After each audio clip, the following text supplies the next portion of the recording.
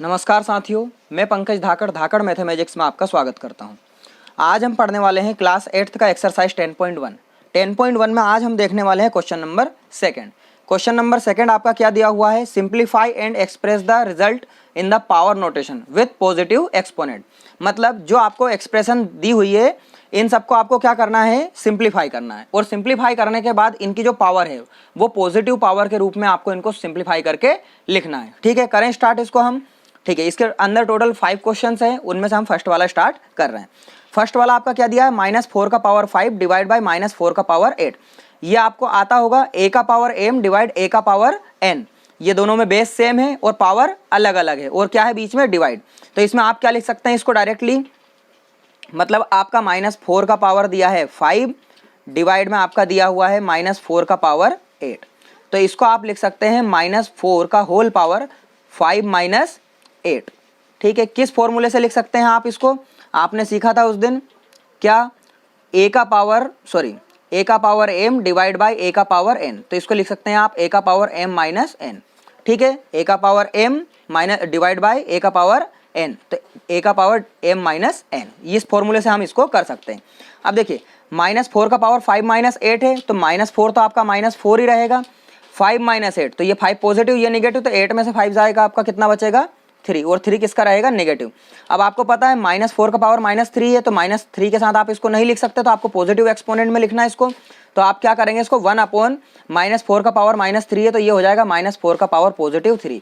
और आपको सिंप्लीफाई करके इनको पावर के रूप में ही, मतलब एक्सपोनेंट के उसमें ही लिखना है। और कैसे? Positive exponent. तो ये नेगेटिव एक्सपोनेंट था, आपने इसको पॉजिटिव में कर दिया। बस 1/-4 का पावर +3 आपका क्या हो जाएगा?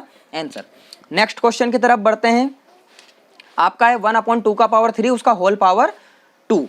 ठीक है, तो आप इसको क्या लिख सकते हैं यहाँ पर? 1/2 के पावर 3 को देखिएगा, 1/2 का पावर 3 है, तो आप अगर 1 की पावर 3 भी लिख ले तो कोई इससे फर्क पड़ेगा क्या? नहीं, क्योंकि 1 का पावर 3 लगाने से कोई फर्क नहीं पड़ेगा। और यहाँ पर 2 का पावर 3 है, तो ये भी हो जाएगा आपका। ठीक है, और इसका होल पावर क्या है आपका? 2। अब देखिए, दोनों का पावर 3 है। देखिए, 1 का पावर 3 हम 1 से लिख लेंगे तो इसमें कोई फर्क नहीं पड़ेगा। क्यों नहीं पड़ेगा? क्योंकि 1 का 3 टाइम मल्टीप्लाई करने पर भी 1 ही आपका आएगा। ठीक है, तो यहाँ पर इन दोनों का सेम पावर है, तो आप लिख सकते हैं 1/2 का होल पावर 3, और उसका पावर क्या दिया हुआ है आपको? 2। तो ये हो जाएगा आपका 1/2 का होल पावर 3 × 2। और इसको क्या लिख सकते हैं आप? 1/2 का होल पावर 6। 3 2 जा 6। इसको भी आप आंसर कर सकते हैं, या फिर इस पावर को आप इन दोनों को अलग अलग दे सकते हैं। मतलब 1 का पावर 6 और 2 का पावर 6। तो 1 का पावर 6 तो 1 ही होगा, और 2 का पावर 6 आप 2 का पावर 6 से ही लिख दीजिए। ये हो सकता है आपका आंसर। ये भी आंसर आपका करेक्ट है, और यहाँ तक करते हैं तो ये आंसर भी आपका करेक्ट है। आइए इसी के साथ आगे बढ़ते हैं। अगला वाला क्वेश्चन नंबर 3 आपका दिया है 3 का पावर 4 है, इंटू में 5/3 का पावर 4। तो देखिए, -3 का पावर 4 है, तो आप इसको -3 का पावर 4 ही लिखेंगे। ठीक है, इंटू में 5/3 का पावर 4 है, तो आप इसको अलग अलग दे सकते हैं, 5 का पावर 4 और 3 का पावर 4। आपको पता है कैसे दे सकते हैं? a/b का होल पावर 4 है, तो आप a की पावर 4 और b की पावर 4 भी लिख सकते हैं। यह आपने आइडेंटिटीज में पढ़ा हुआ है। आप चाहें तो आइडेंटिटी भी लिख सकते हैं यहाँ पर, a/b की पावर m, तो इसको क्या लिख सकते हैं आप? a की पावर m अपॉन में b की पावर m। ठीक है, इस आइडेंटिटी से आप कर सकते हैं। अब देखिए, मैंने आपको लास्ट बेसिक वीडियो में बताया था कि अगर कोई सा नेगेटिव बेस में नेगेटिव एक्सपोनेंट है, क्या है आपका? नेगेटिव नंबर है, सॉरी, बेस में क्या है? नेगेटिव नंबर है, और उसकी पावर पॉजिटिव है। और जब आप इसको सोल्व करेंगे तो यहाँ पर आपका नेगेटिव है बेस में, और पावर उसकी इवन है। तो जब सोल्व करेंगे जो आंसर आएगा वो हमेशा क्या आएगा? आपका पॉजिटिव। तो आप -3 की पावर 4 है आपका, तो जब इसको सोल्व करेंगे तो आंसर आपका पॉजिटिव आएगा। तो मैं डायरेक्टली इसको 3 का पावर 4 लिख सकता हूँ, और 5 का पावर 4 अपॉन 3 का पावर 4 है ही सही, इसके अपॉन में 1 मान लेंगे। आपको पता है डिवाइड में कैंसिल हो सकते हैं ऊपर नीचे, और मल्टीप्लाई लगा तो क्रॉस में भी कर सकते हैं। तो 3 का पावर 4 आप जब ओपन करेंगे और 3 का पावर ओपन करेंगे तो दोनों में सेम वैल्यू आएगी, तो आप सेम वैल्यू से सेम वैल्यू कैंसिल कर सकते हैं। ठीक है, आपका ऊपर बचा 5 का पावर 4 और नीचे बचा है आपका 1। तो 5 का पावर 4 है आपका, नीचे 1 है, तो आप डायरेक्टली इसका आंसर क्या लिख सकते हैं? 5 का पावर 4, क्योंकि अपॉन में 1 की कोई वैल्यू नहीं होती। तो 5 का पावर 4 आपका क्या हो जाएगा? इसमें आंसर हो जाएगा। नेक्स्ट क्वेश्चन की तरफ बढ़ते हैं। अगला वाला आपका क्वेश्चन क्या दिया हुआ है? 3 का पावर -7, फोर्थ वाला क्वेश्चन है। 3 का पावर -7 डिवाइड 3 का पावर -10, इंटू में है आपका 3 का पावर -5। आपको पता है बोर्ड मास से कि आपको पहले ब्रैकेट सोल्व करना है। तो ब्रैकेट के अंदर जब आप थोड़ा ध्यान से देखते हैं तो कौन सी आइडेंटिटी यूज हो रही है आपकी, a का power m divide by a का पावर n। तो ये हो जाएगा आपका a का पावर m माइनस n।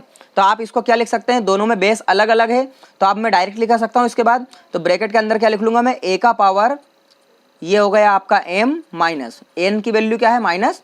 देखिए m माइनस n, उस तरह से मैंने इसको लिखा है, ठीक है। इनटू में आपका दिया हुआ है 3 की पावर -5। किस आइडेंटिटी से लिखा, वो आइडेंटिटी लिख देते हैं हम यहाँ पर, a का power m divide by a का पावर n, और ये हो गया आपका a का पावर m माइनस n, ठीक है। इसको और सोल्व करेंगे तो क्या हो जाएगा, 3 तो आपका 3 ही रहेगा, -7 ही रहेगा, माइनस माइनस क्या हो जाएगा आपका, मल्टीप्लाई करेंगे तो प्लस का 10।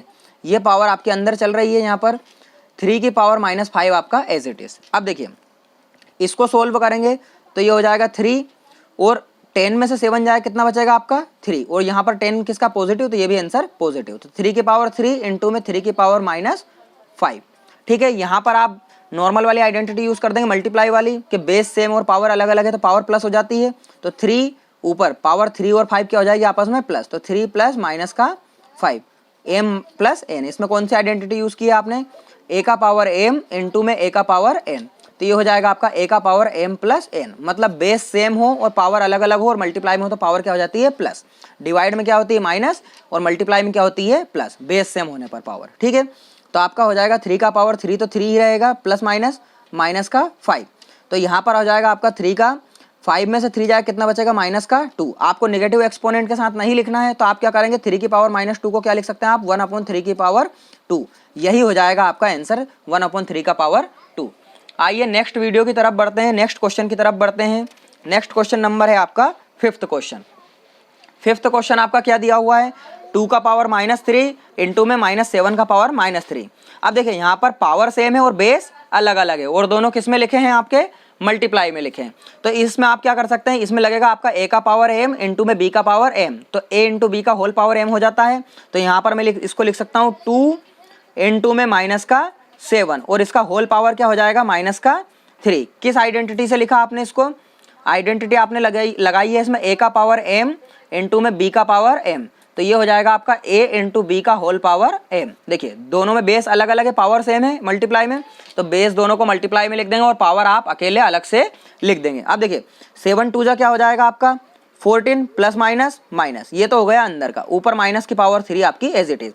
आपको पता नेगेटिव एक्सपोनेंट के साथ आपको आंसर को नहीं लिखना है तो आप पॉजिटिव करेंगे इसको। तो पॉजिटिव कैसे करेंगे, 1/-14, सॉरी क्या लिख देंगे इसको आप, 1/-14, और पावर कैसे हो जाएगी इसकी पॉजिटिव। यहाँ पर कौन सी आइडेंटिटी यूज की है आपने, -a की पावर -m। तो ये हो जाएगा आपका 1/-a की पावर m, मतलब आपका नंबर है कोई सा, उसकी पावर नेगेटिव है तो नंबर तो वैसा का वैसे ही आ जाएगा, नेगेटिव नेगेटिव पॉजिटिव पॉजिटिव, और पावर उसकी कैसे हो जाएगी प्लस। तो यहाँ पर भी हमने वही किया, -14 की पावर -3 है तो इसको 1 के अपॉन में लिख लिया, तो -14 तो वही रहेगा पर पावर इसकी कैसे हो जाएगी पॉजिटिव, और हमें पॉजिटिव एक्सपोनेंट में आंसर लिखना था तो यही होगा आपका 1/-14 की पावर 3 आपका क्या हो जाएगा आंसर।